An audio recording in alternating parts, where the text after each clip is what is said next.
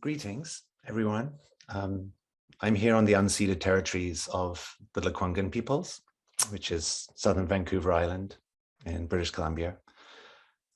It's so nice to see so many familiar faces here, and also great to see some new ones. So thank you for coming, and thanks in particular to Jeff and to ZPI for hosting us. And I think I moved straight away because we've already made a space, and it's virtual, I know, but the fact that we're all here today shows already that there's such a degree of compassion, such a degree of care for the earth, and the modern human life that we find here.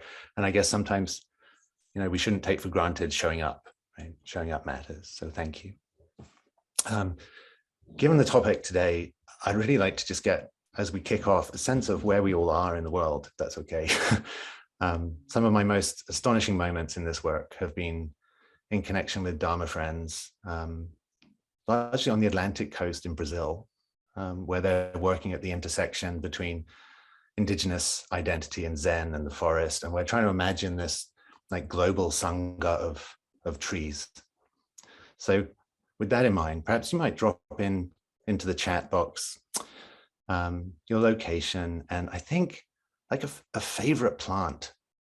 And it could be a favorite plant in your region, like where you are, or one that you remember, like a plant that's really mattered to you in the past. Just so we get a bit of a sense of ourselves as embodied and grounded in the earth today. If you don't mind doing that, that'd be great. Let's have a look. Washington, D.C.,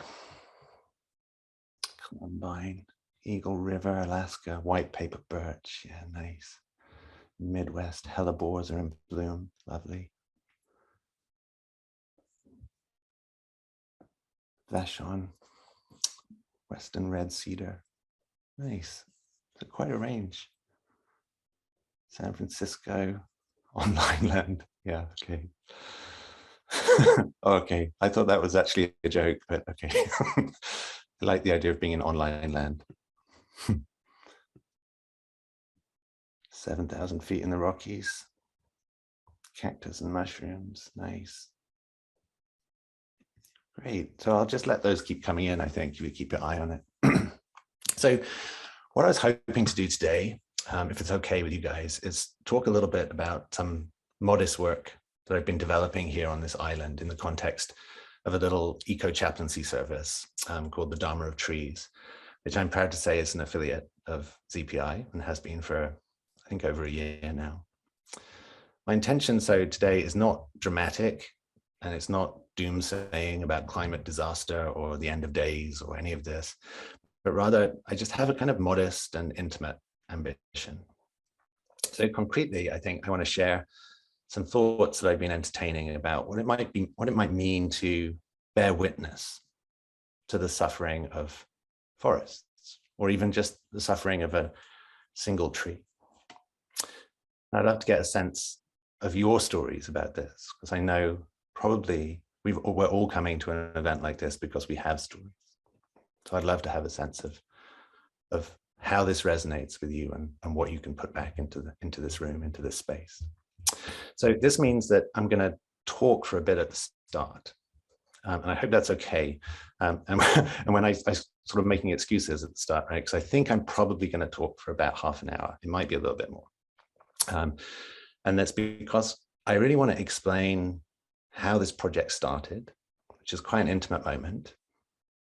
And then touch in, because I think this might be helpful, I hope this might be helpful, touch into how it connects with Roshi Bernie's Bearing Witness retreats. Like, how might we make a container for bearing witness to nature that is similar or in the spirit of the Bearing Witness retreats practice that many of you will be familiar with already, I'm sure.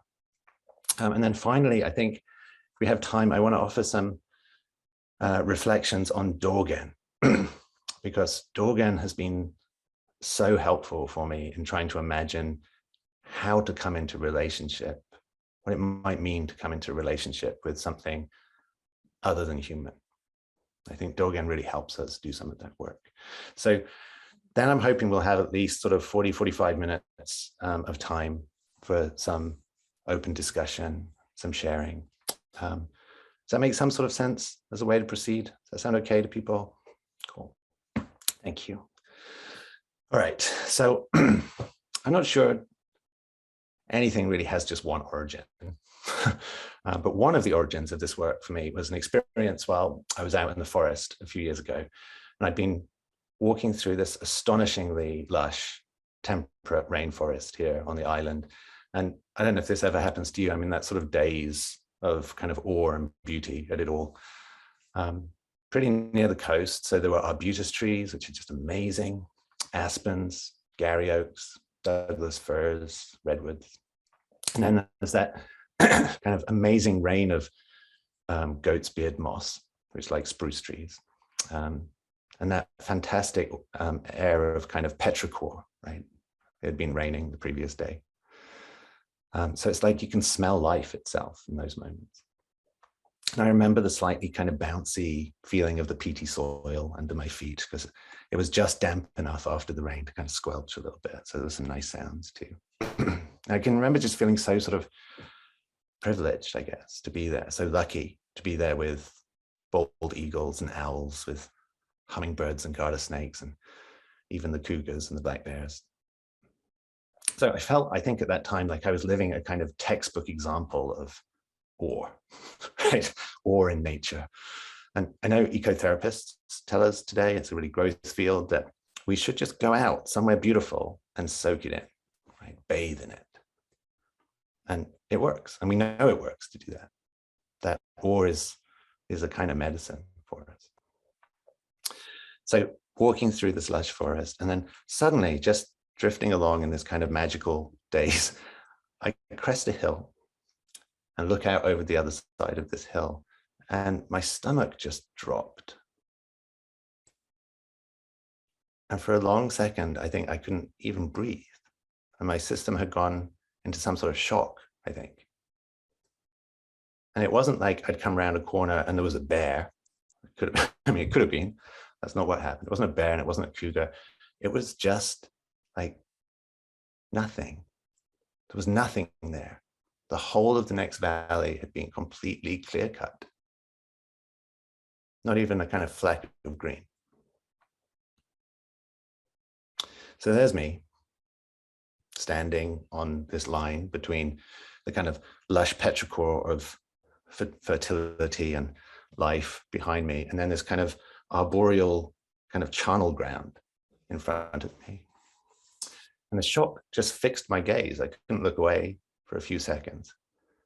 And then I felt this powerful urge to turn around,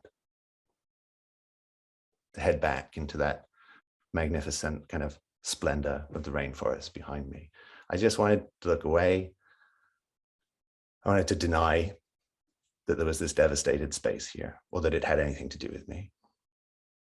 After all, I'd come out into the forest to make myself feel better. So that ruined valley had nothing to offer me.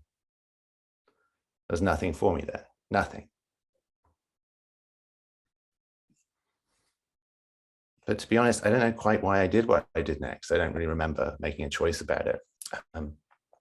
If anything, I remember feeling kind of trapped in that threshold, wanting to turn away, but actually not being able to.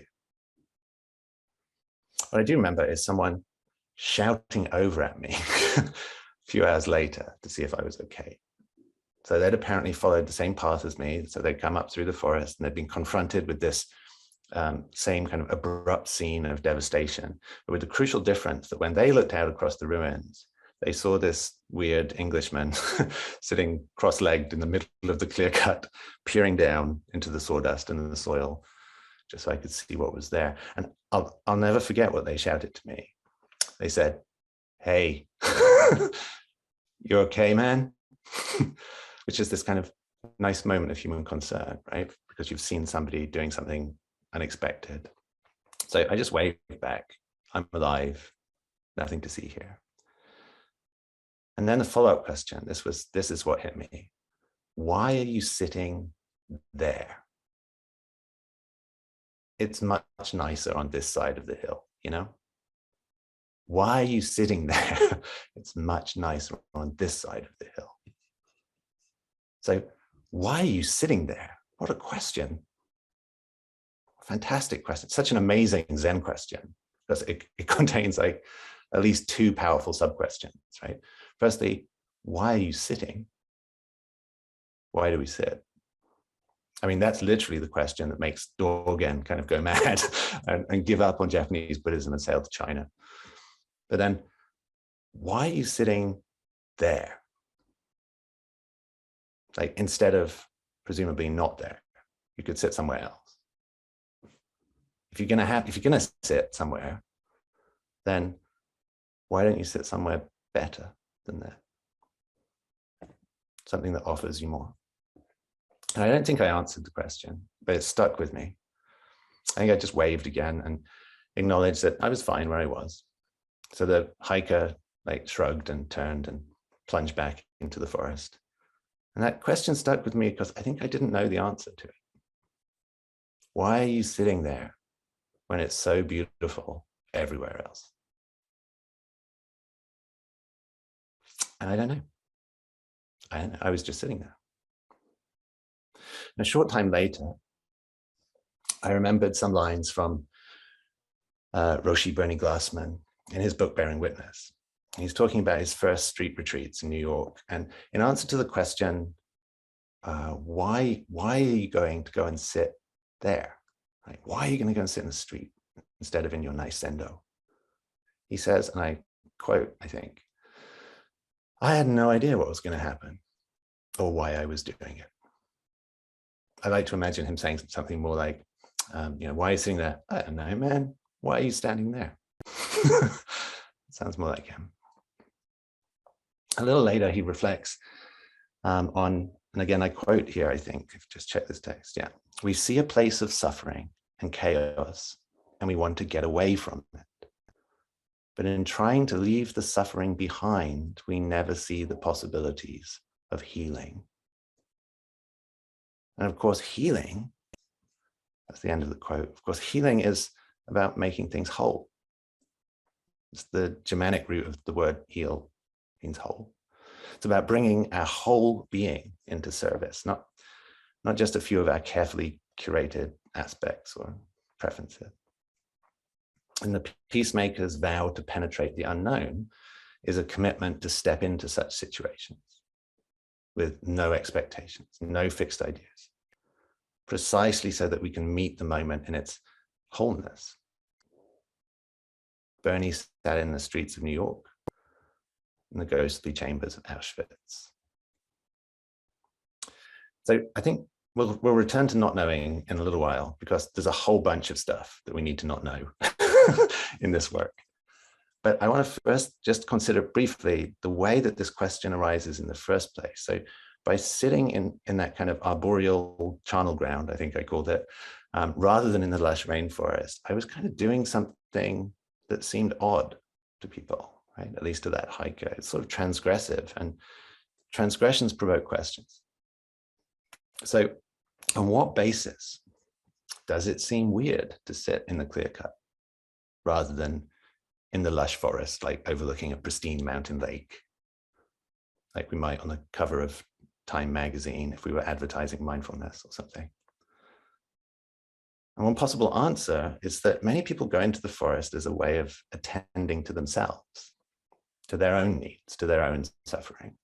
And we have lots of ecotherapies these days that encourage exactly this. And there's a really strong evidence base for them being effective. So being in the beauty of nature helps us. It helps us to regulate our nervous systems, helps us to reduce our blood pressure, fills us with the wonderfully named phytoncides, those little kind of biochemicals that might help us fight cancer. They help us produce more white blood cells. Being in the forest helps us lift our mood, helps us feel better about our lives. Nature's awesome. But in other words, on this account, being in nature is about attending to our own needs. On this account, we go into the forest to extract something from the forest. We take it, our suffering, and we take back from it barn or salve. So there's an underlying assumption in this account that humans endure suffering, but the forest does not. The forest is a resource. The forest is an object, a cluster of objects. It's a medicine for us. We might treat it well. We might want to treat it well. That is, we might want to preserve it. But there's a sense in which what we're preserving is something that we want to consume. So this doesn't feel like a shock, perhaps, that contemporary capitalist societies might commodify something. But for me, that's not even the problem, right? That's not the shadow side. And in fact, the commodification of the forest in general is quite gentle. It doesn't really seek to harm anything. I sometimes call this gentle extractivism because it's not like mining, right? Where you extract minerals. And it's not like logging where you extract wood. Ecotherapy sends us out into the forest to extract what? A sense of perspective, well-being, or. So for me, that's not the shadow side. The shadow side is this. If nature, or the other than human, is valued because of what it offers to me, because of what I can take from it, because of what I can gain, then I immediately turn away from that clear cut. I go back into the lush rainforest for another shot. So the clear cut, that area has no value. It's nothing. I turn away. And on that account, I should. So the shadow side of the kind of weirdness of sitting there. I remember that question. Why are you sitting there when it's prettier over here? Shadow side of that question is the assertion that the forest is not the kind of thing, not the kind of being, not a being at all that has suffering of its own to which we might attend. But when I turn away from that clear cut, from the cinders after a forest fire, from the rotten stump of a tree in my garden, what am I missing? Is there something I'm failing to see, something I'm failing to hear, something I'm not feeling? What else is happening? And this, I think, right here is where Zen can really intervene, where it must intervene. And this is where not knowing really empowers a kind of change or a transformation, at least for me. So I'm really thinking here about Roshi Burney's vow to be diversity, where he talks about how our encounters with people who are different from us in ways, they could be different from us in any way, but ways that we personally find significant for whatever reason, that can provoke a kind of othering, like a failure of recognition, a failure to recognize. And for Burney, the process of bearing witness from a standpoint of not knowing was this way to collapse that distance between us and other people, the homeless people in New York, Jewish people in Auschwitz, to recognize the oneness of our diversity. So Burney cites the Buddha's response, I think, to Mara, while Buddha's sitting under the tree. He thinks this is emblematic of the process. And, Mara throws all of the kind of trials and tribulations and temptations of life at the Buddha. And Burney's gloss on what the Buddha says is, this too is me. I accept all of this. This too is me. And in her wonderful book, Standing at the Edge, Roshi, Joan Halifax, is, as you know, one of Burney's leading students and a co-founder of ZPI and beloved teacher of mine, discusses the case of Casey Moore. Casey Moore was volunteering in the Upaya Zen Center's service for homeless people in Santa Fe. And she reflects on an epiphany. And her epiphany was something like this, that she was ashamed of herself in those moments of service. And the shame arose because she had a genuine human connection with a homeless man in the shelter's diner. And for the first time, recognized her own face in the face of that homeless person. So she says, and I can quote her here, I think, what does it mean that the ability to see my own face in a homeless person is a thing that, for me, feels new? This shame feels warranted. It's not that I've ignored homelessness, not at all. It's that I've othered it. I've not seen myself in it. I've seen myself as a fixer, as coming to meet it with the heart of a rescuer. What a wonderful, wonderful, wonderfully vulnerable insight from Cassie. For me, at least, that vulnerability shows us a really important issue, and it's that othering is dehumanizing. She must help rather than serve, because the other is less, is lower, needs help. And that mindset feels shameful because, as Bernie taught us, we must vow to be diversity. The other must be included equally, not excluded. We must serve, not help. No hierarchies. So here's the question. What are the parameters? What are the limits to inclusion? Is it really even about being human? Where does that privilege of the human come from?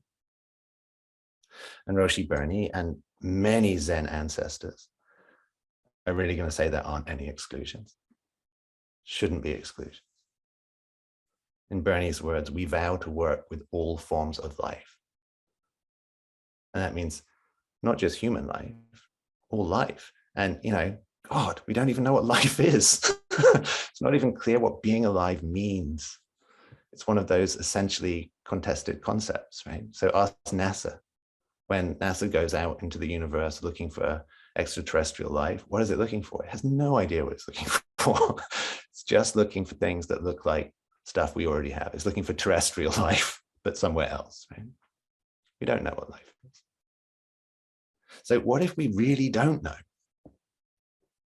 What if we're not knowing about what life is? What if we don't know what to exclude or include? A lover, a friend, our enemy, our colleague, that stranger, that homeless person, that sick person, that dying person, that horse, that dog, that tree, that flower, that moss, that fungus, this pebble. For Roshi Bernie, the vital step was that we work with all living things by becoming them, by seeing their point of view, looking at life through their individual perspectives. And in fact, this is both the method and the result of bearing witness. And here's where we meet the challenge of bearing witness to the suffering of a forest or a tree. Well, Cassie might feel ashamed of not having recognized her oneness with a homeless man, not having seen herself in homelessness. Do we have that same sense of shame when we recognize that we have othered the forest? Are we ashamed when we fail to see ourselves in the trees? I think the crucial piece here is the felt difference between recognizing another's humanity, as we might in a street retreat or at Auschwitz, and simply recognizing that something else exists, something else is life. As Roshi Bernie tells us, bearing witness means to have a relationship. So what might it mean to have a relationship with the forest, and not a relationship of subject with object, of the fixer with the broken, the desirer with the desired, the extractor with the extracted, the consumer with the commodity, but a reciprocal relationship, a mutual relationship, recognition.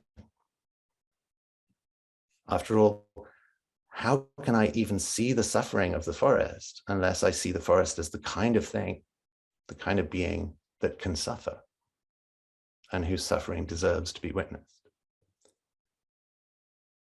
So bearing witness to the suffering of the forest must mean more than witnessing my own suffering when I crest that hill and confronted with the loss of a place of beauty that I liked, that I had wanted to use as a kind of medicine for myself.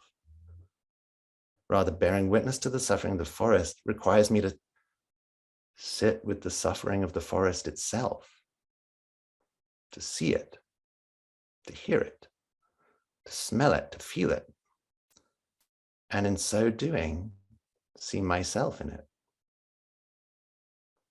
and thus feel myself transformed by it. It requires me to sit in the clear cut rather than turn away and plunge back into the lush greens. Why are you sitting there? It's much prettier over here.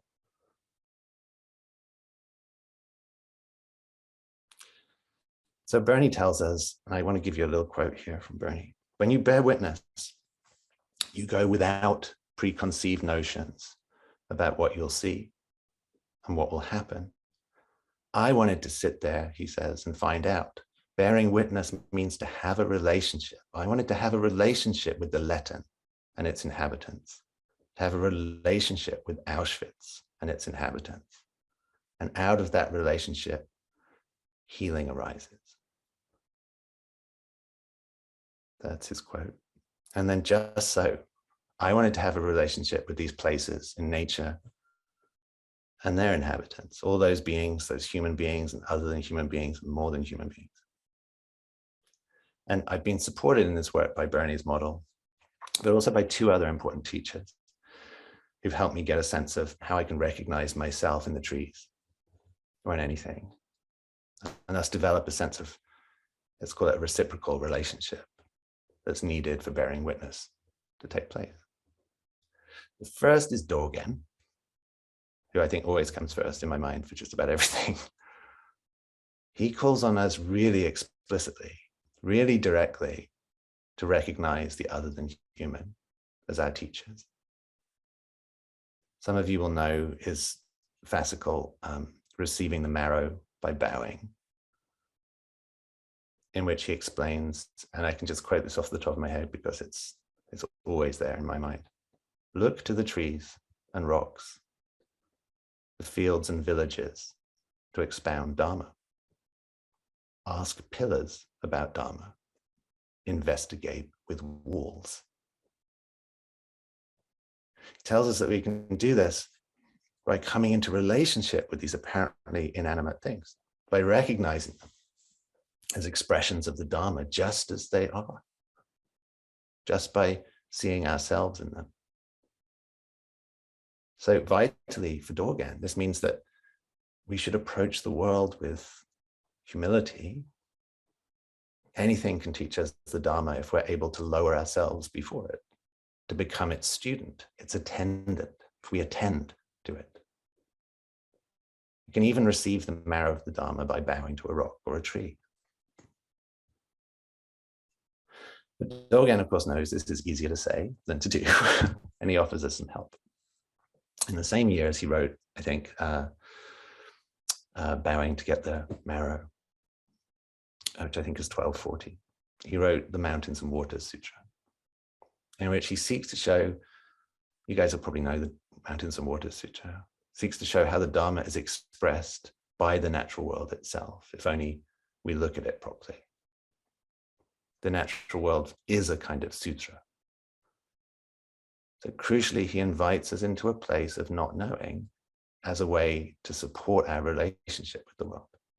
He wants us to give up our preconceptions, give up our expectations, and especially he wants us to surrender the idea that human knowledge is so special, or that human knowledge reveals the truth. So I can quote a little bit from the Mountains and Waters Sutra for you. All beings do not see mountains and waters in the same way. Some beings see water as a jeweled ornament, but they do not regard jeweled ornaments as water.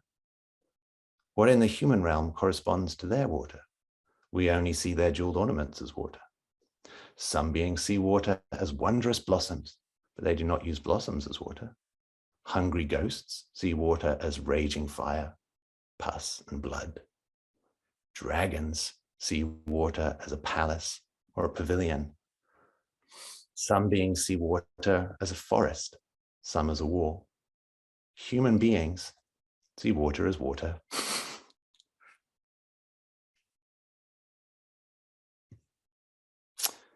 When dragons and fish see the water as a palace, it's just like human beings seeing a palace. They do not think it flows. If an outsider tells them, what you see as a palace is running water, the dragons and fish will be astonished, just as we are when we hear the words, the mountains flow. I could just go on reading Dogen for the rest of the day, so I'm going to stop. You get the point, I think. This idea that the not knowing that he's cultivating for us there is a kind of radical openness to a relationship of equality and reciprocity with the natural world. Our knowledge of it isn't special. We don't have to prioritize it. What about its knowledge of us? We don't know about the suffering of the forest. So we have to find a way to ask it. If we're going to look to the trees and the rocks, the fields and the villages to expound Dharma, if we're going to ask pillars about the Dharma and investigate with walls, how do we actually do it? Excuse me, tree. Can you please expound the Dharma for me? Can you tell me about your suffering? Are you suffering? Is what I see as your suffering not suffering at all? So this brings me to my final piece here, a bit about a final teacher that helps me on this little journey. Somebody who tries to give an answer to this question of how we might ask. And it's a French philosopher called Maurice Jean-Jacques Merleau-Ponty. Merleau-Ponty. He's like beginning of the 20th century French philosopher. And I'm not going to get into it in great detail because he's pretty hard, even for professional philosophers. But he was dedicated to this idea that we as humans, we don't live in a world of determined objects, but rather in a kind of fluid, indeterminate world of subjects that gradually disclose themselves to us when we encounter them. That is, the world doesn't correspond to our preconceived notions, doesn't correspond to our expectations. To encounter the world properly, we have to leave those things behind and open ourselves to the immediacy of encounters, to the possibility of conversations with the world. So he writes of the way that our perception of the world is a result of what he calls, if I can remember this phrase, a muddled problem for our body to solve. That is, the world reveals itself to us through our intimate interactions with it. The things around us invite our engagement. He says there's a kind of vague beckoning from the world. It wants us to know it. It wants us to meet it. We only notice it when we adopt a kind of attitude of relationship, of partnership with everything. So he's going to say the world discloses itself to us. So he literally wants us to converse with the trees. And what does this mean in practice? How do we actually do it? It's a kind of phenomenology of perception. And I don't have a tree with me right now, but we can do it with anything. So this is how we do it, right? Here is a bowl. So just looking at this bowl, I am already in a kind of, for Ponty, I'm already in a kind of conversation with it. It's already, I'm offering it my gaze. And what does it give back to me? It gives back all kinds of things straight away. So it's offering me, in exchange for my attention, it's offering me all kinds of sensations. Some of them are visual. Some of them are tactile. Some are sounds. Some are also thoughts. It gives me thoughts. I brought this bowl in Kyoto about 15 years ago. And right now the bowl is offering me memories of that time. It's offering me cherry blossoms. It's offering me dark wooden floors in meditation halls. But crucial to this method, Merleau-Ponty's method of encounter, is that right at the start, you have to encounter this for the first time. I have to acknowledge right at the start that I've never met this bowl before. This is the first and only time I will meet this particular bowl. This means that I have to suspend my instinct to categorize this as a bowl, to see it as the same bowl that I bought 15 years ago in Kyoto. Or even worse, to see this as a kind of generic instance of a bowl that I could replace with another one without any change. That instinct to see a concept of the bowl instead of the bowl itself prevents me encountering it. So let's see. We have a bowl. One thing I notice immediately about this is some of the object is disclosed to me and some of it is not. I can only see this side of it. I can make a whole bunch of assumptions about what's going on over here, but I don't know. So I'm encountering this side and not that side. So let's say that the other side of the bowl, or the inside of it that I can't experience right now, is kind of beckoning to my attention. It's making me curious about encountering it. It's quietly kind of whispering to me about its absence from our encounter. It's inviting me. How might I respond to that invitation? I might turn it around, look at the other side. I might instead, or as well, enwrap it, hold it. I might look into it. I can do all kinds of things with it. And it invites me into increasing intimacy so that it can disclose itself to me fully. It's a kind of tiny little conversation. The one thing I can't do to encounter this bowl is break it up to see what it's made of. Because as soon as I break it up to see what it's made of, I've destroyed the possibility of having an encounter with the bowl. All I can then encounter are the little shards and little pieces. So it's a tiny conversation. It's never going to happen again. And the reason it's never going to happen again in the same way, I'm never going to meet the same thing in the same way, is that I'm never going to be the same person. Like if I come back to this bowl later today, maybe my heart has broken. Maybe I'm racked with anxiety. Maybe I'm joyful. I've just been dancing. Then my encounter with this bowl is different. Maybe this bowl is a different temperature later. Maybe it's been cracked. Maybe it's been worn away. Maybe the light on it is different. Maybe there's incense burning in it. So there's kind of radically particular encounter and conversation that is new every time. So what is it like? What would it be like to encounter the clear cut like that? So there I am, sitting in the clear cut, trying to be in my not knowing what this tree stump might be experiencing, trying to be open to encountering it as it is then and there, trying to feel what it experiences. I see it as suffering. Is it? Trying to bear witness to what this forest is going through. And at that moment, as I'm doing that, hey man, you okay? Why are you sitting there? It's much nicer on this side of the hill, you know? I think I'm going to stop there. Thank you for your attention. And I would really like to hear something back from you, how this lands, whether you have stories. Thank you so much, Chris. And we have a wonderful sized group. And happily, we all fit on one Zoom screen, so I can see you all. Um, if anyone would like to make a comment or share something personal or ask Chris a question, you can use the electronic hand under reactions if you'd prefer, but I can see you do this too. So go ahead and signal us one way or the other, and then you can unmute yourself and share.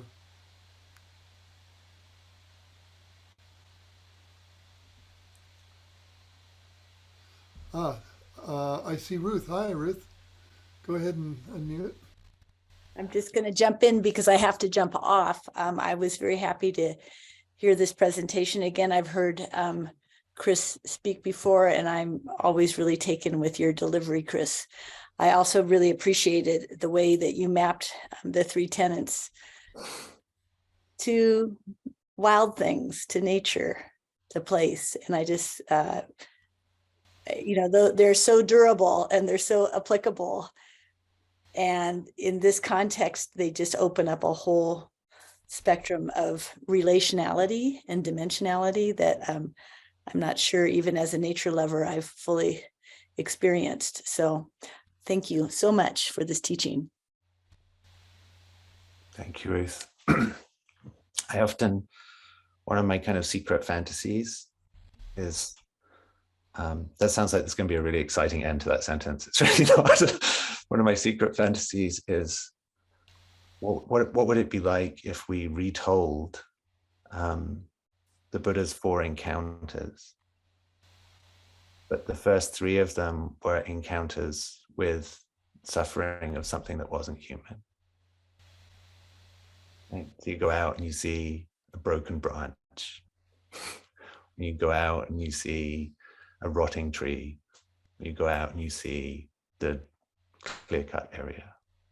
And you've got those parallel 3 experiences, but they're not bounded by the human, right? Thank you for inspiring that. Thank you, Ruth. We have a nice amount of time, so if anyone else would like to share or ask a question or make a comment. Joan, I see you. Hi. Thank you. Thank you for that wonderful talk, Chris. I was very interested to come today because I actually first encountered Zen and Bernie because of this practice. About 15 years ago, I was living in a town that had a toxic waste site pretty close to the center of downtown. And I'm an artist, and they asked me to participate in an arts festival. And so I said I would sit for 40 days in this site for the hour after the school buses came each at 3:15 to 4:15 every day for these 40 days. And anyone could come sit with me. And towards the end of that, someone saw me doing that and said, "You should meet Bernie Glaston." So there it went. But what I experienced doing those 40 days was very much that nature was there and alive. And that what really made a change to other humans was that we noticed it.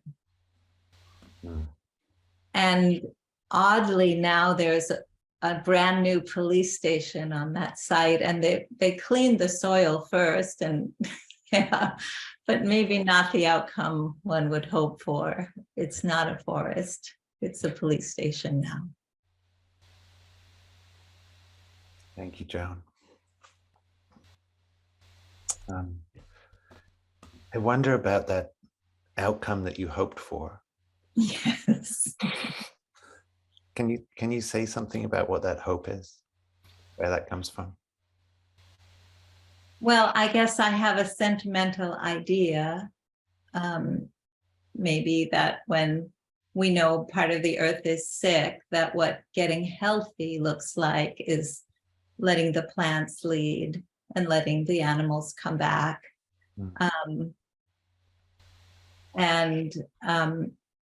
Sitting there especially with the teenagers, did activate the community to apply to get this arsenic. It was arsenic from an old factory, to get that cleaned up in some way. But then it became a really nice piece of land to build a police station on. So that takes a lot of open-mindedness for me to go on this ride, which of course is not over. Yeah. So I love that one of the things that piece of devastated land gave back to you, one of the gifts was that you could then help to purify it. Getting the arsenic taken out, that's a forever poison. Yeah. Having that removed is already something. And then there's a police station. Okay, police station won't be there forever. Not as long as arsenic would have been. Thank you for sharing, Joan. That was lovely. Yeah. Jean, I think you had your, yeah, there you are. I see you. Yeah, thank you for your talk, Chris. That was just really beautiful and very moving.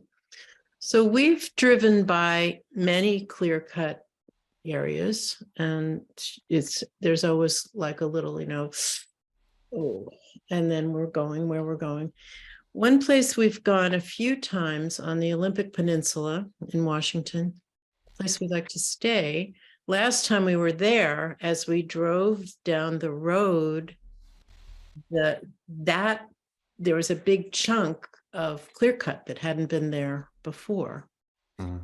And I think it probably went right up to the edge of the property where we stay. So we have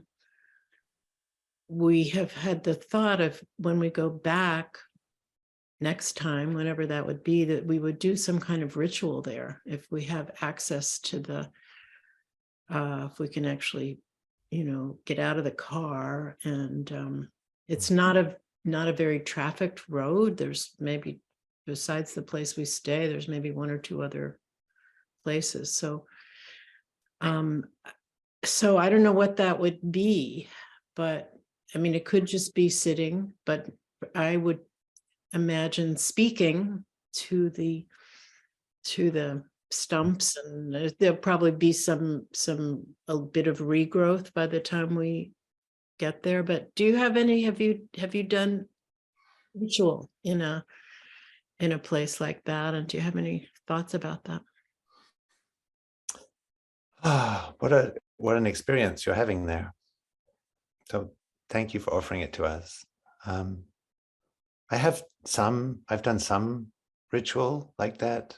And one of the things that the chaplaincy service does here is we'll go out to areas, or even just somebody's garden sometimes, where, I mean, one of the first cases, or the first people that I attended to with this service, was a woman who had lost a tree, just a single tree in her garden. And that tree had been there for as long as she'd been in this country. She had come from India, and it had been pretty much her best friend. She arrived and she couldn't really speak English. Her husband was working all the time. So that was like her companion. And it got diseased and it was dying, and her husband cut it down when she wasn't there. So she called, and the question there for her was, am I mad for grieving this? It's just a tree. Husband kept telling her it's just a tree. But she's not mad for grieving it. And what can I do? So one of the things that we did was I went and we talked about the tree, and we talked about some of the wonderful Buddhist teachers who used to talk to trees, or dig holes into the ground and talk into the ground. These wonderful kind of practices. The Myoe, a Japanese Shingon priest, used to dig holes into the ground and talk to the earth. And he thought that was a kind of ageless practice that we should go back to.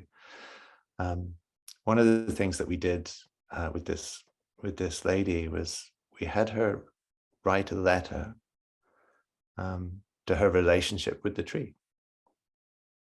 So not to the tree, but to her relationship with the tree, to really give voice to what her and that tree were together. And she spent like a whole week writing this letter. And then she went to where the tree stump still was, and she read the letter. And then we put it in a little bowl on top of the tree stump and burnt it and let the smoke go. So things like that really help, at least they helped her, I think, to get a clearer sense of what it is that is being grieved.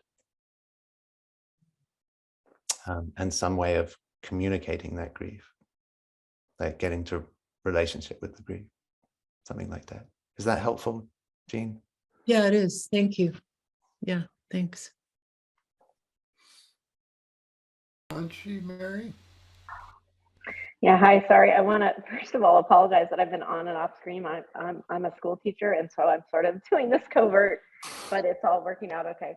I have so many thoughts. So I live in Alaska, and we've been watching like our land and our glaciers disappear for a really long time. We have earthquakes all the time, and I am not kidding you. Like, I have gotten myself into a space where I'm more accustomed now to listening carefully to what the earthquakes are actually trying to convey, like elephants, right? With your, the other thing is, I've done things like I came across these magpies, and magpies are highly intelligent. If you've read any of Mark Beckhoff's work, they're super, super highly, well, all animals are, but anyway, I came across these magpies swooping around in the air, and I realized that 2 magpies have been hit on the ground. I have no idea how. I think someone purposely probably did it. But I decided I couldn't just keep driving past them. And so I actually did a Barry Lopez thing, right? Where I got out of my car, put the bodies on the side, and then figured out a place in the forest to actually bury them and gave them a full burial. And it was really magical. Let's see, 2 winters ago, I actually had wolves come in and get turkey that was in my neighbor's next door. They came in and got a turkey. And the reason I knew that happened is because I had these ravens and magpies, right, flying over my house. And I was like, something's going on. When I got back there, it was like, I don't know, I don't hunt, I don't kill things. So for me to witness it was really hard. But I did allow myself to stay there as long as I could. So like the turkey was decapitated. The whole chest of the turkey was taken off, but then I had to come back because I couldn't quite deal with it. But then I said, when I got back into the house, I was like, okay, so I'm happy that the wolves got the turkey, but you really weren't there for the turkey, right? So I made myself go back into it and actually sit in there and just sort of be with the energy of what it must have been like for the turkey. And as I was there, sitting and realizing that, I could see that the feathers had arranged themselves like in a, I swear, it looked like a Sufi circle under this tree. And I was like, that's so weird. Like, how do feathers disperse? I mean, did the wolves take the feathers out? Did the feathers shoot out? And then I'm thinking about the dance that the turkey and the wolves had, right? And I'm like, oh, this is actually a really tremendous gait. It's just a tremendous gait. And so I just love what you're doing. And I wish, this is my first time, by the way, with the Zen Peacemakers. So I really appreciate that the Zen Peacemakers are bringing people like you in, because I think this is where we need to be moving as a Buddhist community. I practice with Joshin, with the Bread Loaf Mountain Zen community. But I really would love to see us do some bearing witnesses, some bearing witness retreats in land places. And I love what you did with Morelli Ponte too. And I could go on and on. So you're really onto some amazing things. And thank you so much. Thank you, Kanti. Wow, you bring up so many wonderful things, and what gifts you have shared with us. Just a couple of things that speak to me immediately from what you've just been saying. One of them was the magpies that you took into the earth. And I confess, I usually do that too. Like, if something has died and is sitting on tarmac or concrete or something and is not going to it's not going to go back, right? It's not going to be reabsorbed. I nearly always move it, even if it's just a foot or something, so that it can go back into the earth. And then your turkey, wow. So the turkey that gave you the gift of moral courage, gave you the gift of compassion, turkey that you couldn't face, and then you couldn't face not facing, and you went back. Wow, thank you, turkey. And thank you for sharing it with us. My friend Alice, I see you have your electronic hand up. Hi, good to see you. Alice, you're still muted. Wrong button. Thanks, guys. I want to go back a couple of speakers because it touched on the idea of time and the long time frames that the world operates in that we only see a blip of. So two kinds of questions that poked at this came to mind. One is, I live in the Great Basin in Nevada, which is a desert. And the first question that came to mind was, does the Humboldt River Basin grieve the loss of Lake Lahontan 15,000 years ago? So that gave me a different perspective. And then I went back a lot farther. I said, does the Cretaceous grieve the asphalt that the street is paved with? And how does that relationship work? How does that time perspective work? And I like to poke questions like that really stretch out places where I might be making judgments and labeling things in ways that entity that other than human, as Chris was saying, might see things differently than I do. So I'm just going to offer that. Thank you, Alice. Can I ask you a question in return? Sure. So when you think about the questions of the river, whether the river grieves the loss of the lake, the reservoir, what happens to you? Are you grieving it? Because the land itself is so spacious, it's not grief so much as wonder. Okay. Things Wonderful. change on this earth. And am I applying a judgment that there is suffering there? I think you asked that question earlier. What is suffering for this entity? Yeah. Yeah, like water for the dragon, right? It's a palace. Yeah. I think one of they're wonderful questions, really rich questions. One of the ways that I've seen a question like that in chaplaincy practice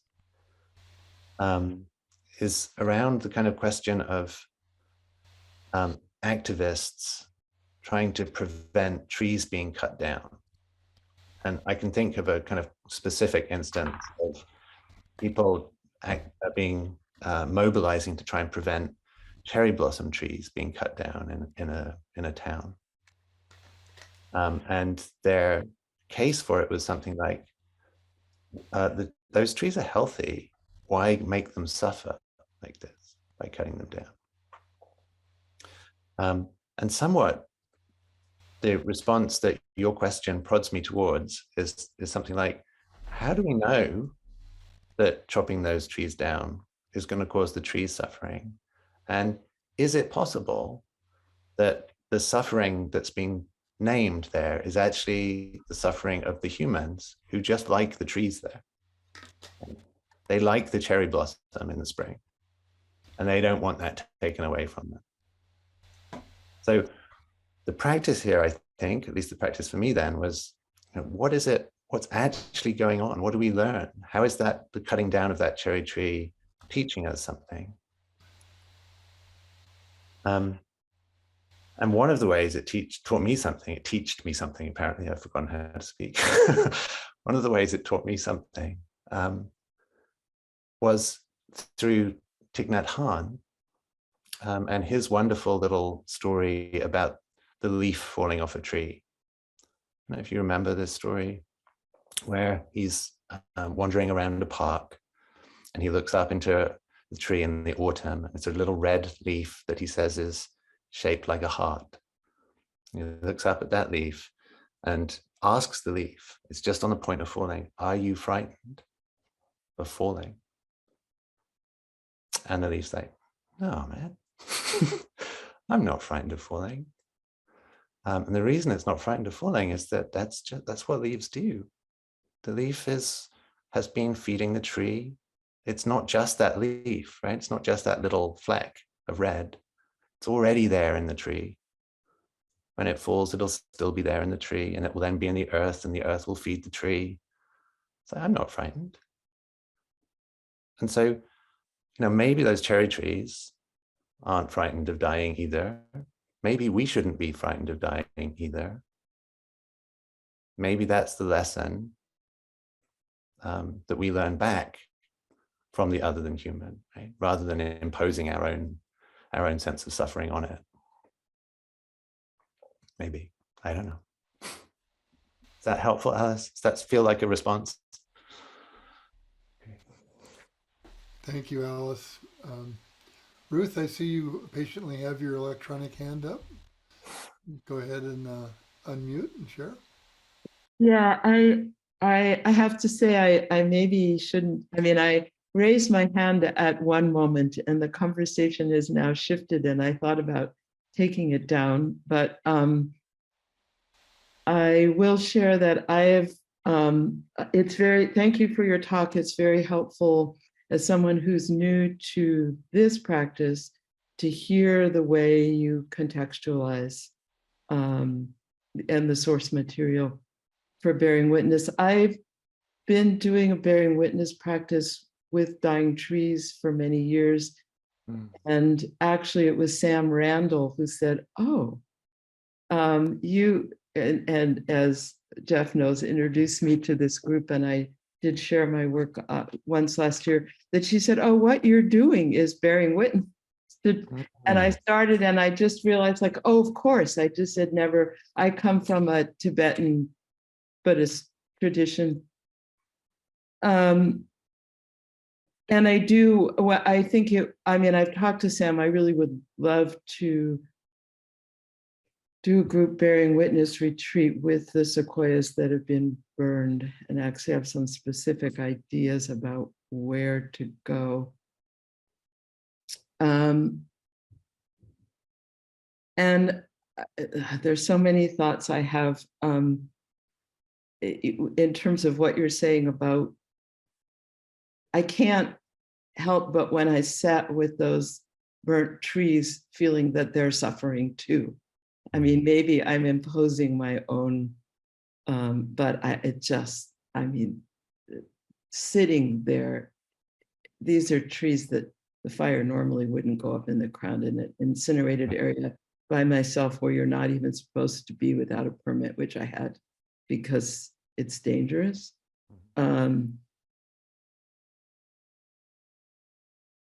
it feels so important, a couple things. It feels so important for humans, and now I'm speaking from the human, to be able to relate to our grief, because so often I feel that other species are grieving when I started walking with the oaks, but that we weren't.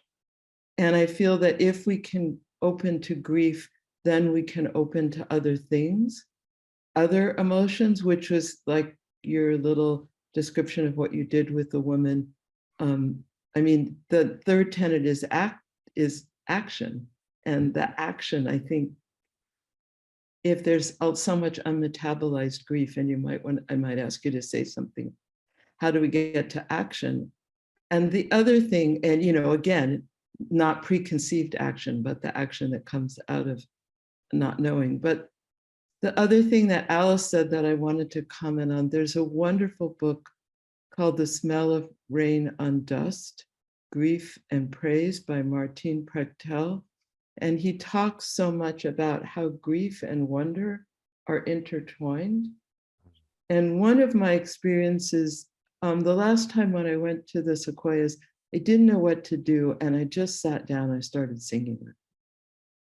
I was singing Tara mantra, but that's again coming from my tradition and what I'd started doing with the trees in Boulder in a very small contained fire where with the K and the NCAR fire, where for those of you from Boulder, that was an easy one to learn to practice with fire. And it was like all I could do was just sit there for hours and sing. And there's something about singing that really opens your heart. And I was singing to Tara, which again is bringing in healing energy. But I was also, at my feet, there were these purple lupins.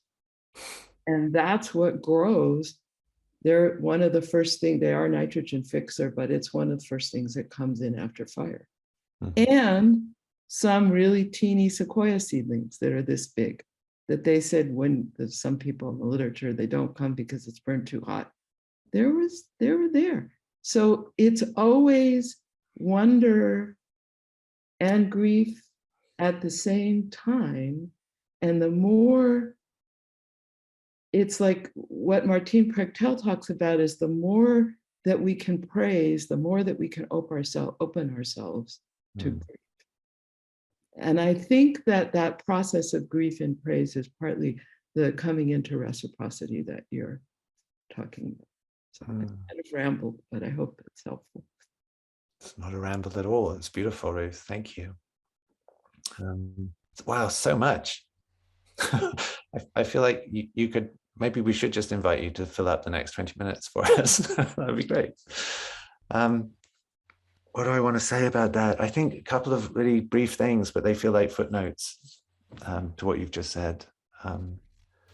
One of them is you remind me a little bit of Joanna Macy, and that wonderful response she once had to somebody who asked, what do we, if this is the end, what do we do? Right? If this is the end times, what do we do? If we can't save it, what do we do? And her answer was something like, we sing the eulogy of the earth. And then to ask what it means, what it might mean to have that kind of honor, that sort of privilege to be the people who are doing that. And then to live with that sense of honor and privilege. And I think one of the things that I get from what you've just said, actually, is there's a way in which that's a kind of emergent response to grief about something that has died or something that has suffered, and that you can sit with, in your case, the burnt sequoias and sing, and that's a kind of offering back, right? It's an acceptance, and it's a acceptance of the honor of being there at that moment, of being able to see, of being the one that is there. I think that's wonderful. And I think the other piece that comes up here, you began your remarks with some comments about whether the sequoias were suffering or had suffered, and our kind of unknowing about that we can't really know. And I guess for me, one of the gifts of this kind of work is that we can actually explore that. And we can sit with not knowing whether the sequoias have suffered or whether they're suffering. We can sit with the fact that we think they are. If that happened to us, we would have suffered terribly. And in doing that, kind of negotiate between us.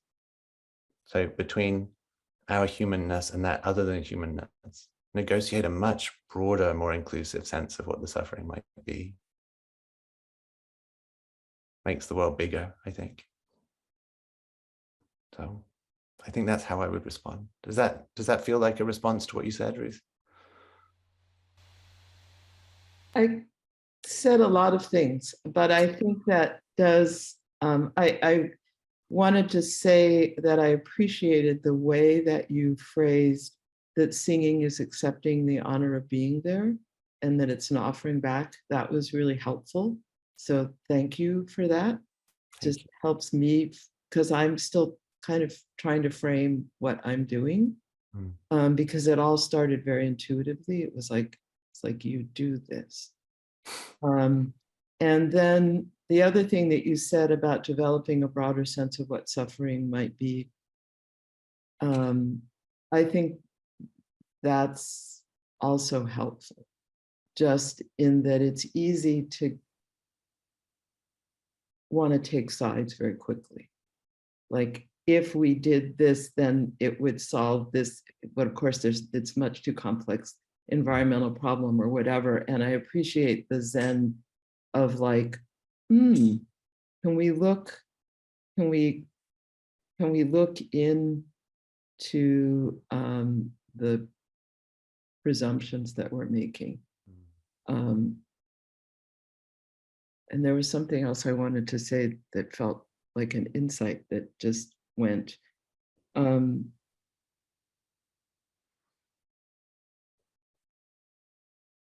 I think it's helpful to just be open to the sense of, oh, I know what I wanted to say, that you can't, after I sat with the sequoias, just a very brief story, I started to walk back and I got extremely, extremely lost. And to the point of which I finally had to sit down and say, okay, is this really your time to not make it, die, or are you going to get it together? And part of me knew that I was lost and that I couldn't find the trail. I kind of did know the direction, and I maybe could bushwhack, probably could bushwhack back, but if somebody had to find me, I would also be putting them in danger because there's fallen trees, and was that considerate? And what I realized was just the extent of my disorientation from having seen, like, not knowing how to conceive of that much suffering, that it had kind of disoriented me. And that's part of, I think, the whole process that we're engaged in, that we don't know how to conceive of this kind of stuff, of a burnt forest. And you're literally lost in the experience, and then lost in the landscape too. That sounds like a kind of poetic expression. So, and it's very beautiful. And I guess the gift from that, one of the many gifts from that, is the very clear sense in which you were in relationship with that land. The loss of something in the land was then a you being lost. Thank you for that. Thank you, Ruth. Wonderful. I wanted to share something, but first I want to welcome Myoyu Roshi. Myoyu and I were neighbors at Zen Center LA almost 40 years ago, and welcome. I'm so glad to see you join us. Good to be here. Nice to see you.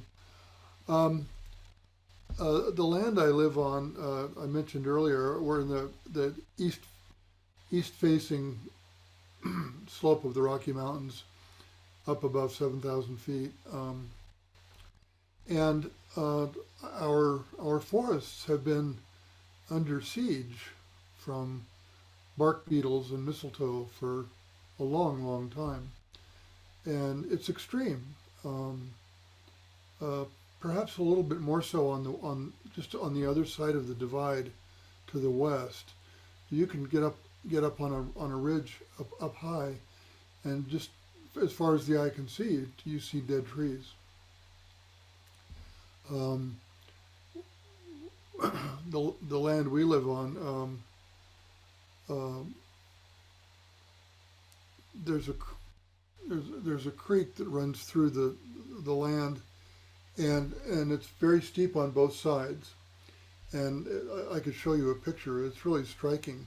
The north-facing side, just right across the creek over there, is lush and rich and dense with ponderosa and cedar and blue spruce and Colorado spruce and everything. Sorry about that. On this side, it's nearly bare.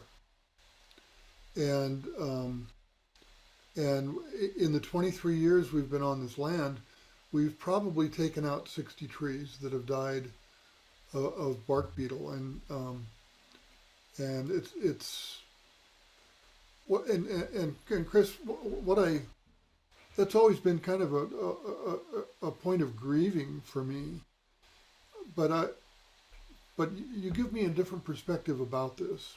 Did those trees suffer? I really don't know. As you say, I can't know that. I can project my stuff onto that, and I can even imagine that I'm hearing them cry. But that's just me being a poet, I think. I don't know that that's reality. But they are dying. There's no doubt about that. And so, some of what you've shared is, offers a bit of a dilemma. And there's somebody asked about ritual earlier, and I realize, for almost 50 years, regularly, I take part in or lead groups chanting a Sino-Japanese Dharani for those who are sick, both for Zen peacemakers and my local Zen center, as do I'm sure most all of you. We maintain a wellness, we call it a wellness prayer list rather than a sick list. And for both entities, I just did it this morning. And it occurs to me, in 23 years, it's never crossed my mind to do it for the trees. Give me a second.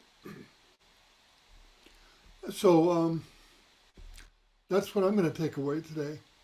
I'm going to, once a week, take my Makugyo and my bells and take the Shosai Myo Kichijo Dharani out into the forest outside my house. And without being sentimental about it, but just acknowledging this change is occurring, and I wish you the best. So anyway, thank you for that. Thank you, Jeff. And it doesn't sound sentimental. It sounds like an honoring of a relationship. And, no matter what experience those trees have had, something has changed in the nature of a relationship that was there between you and those trees, right? And that's like something to honor. Yeah, that's right. We have a few more minutes. If anyone has a question or a comment or a share, or that you're moved to say something. Catherine, thank you. So first, I want to apologize for something that I didn't have control over, but I lost the thread of conversation because I lost internet in the middle for about 10 minutes. So I don't know if what I'll say has already been said or not, because it was like I vanished from the relationship briefly. So apologies. I've been thinking along a couple of lines. One is I keep going like this because right out my window, I see a city. And so I've thought a whole lot about the nature of human beings and the creation of cities on this planet, and what humans believe that we need in order to live compared to the way humans lived before we formed cities, which I can't experience, right?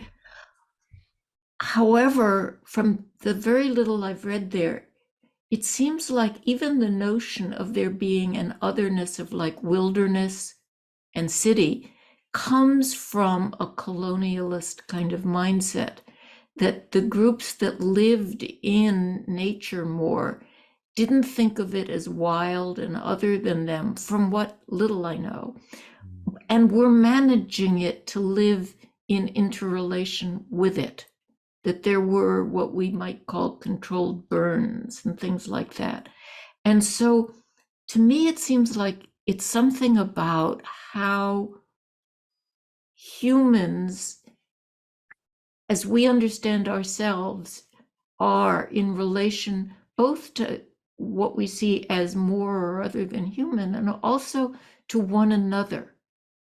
Because we also seem to see one another as quite other. I've experienced this with neighbors. I'm looking at a roof that is a problem for all the surrounding neighbors, and the person wrote about how much she suffered and how she needed this. And we tend to define ourselves so often in terms of my needs compared to yours, and that gets bigger.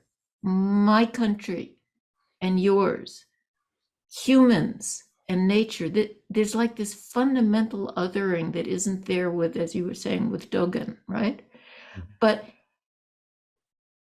maybe with practice, we can experience that. I get very interested in how can we help humans at some point, like right now, live in more harmony with one another and the natural world. I sure don't have answers. I don't think we can get everybody to this understanding that othering doesn't work. Doesn't appear to be possible. So maybe bearing witness is what we can do. But I don't know. I mean, I'm also very interested in what can we do? Because it seems like somewhere or other,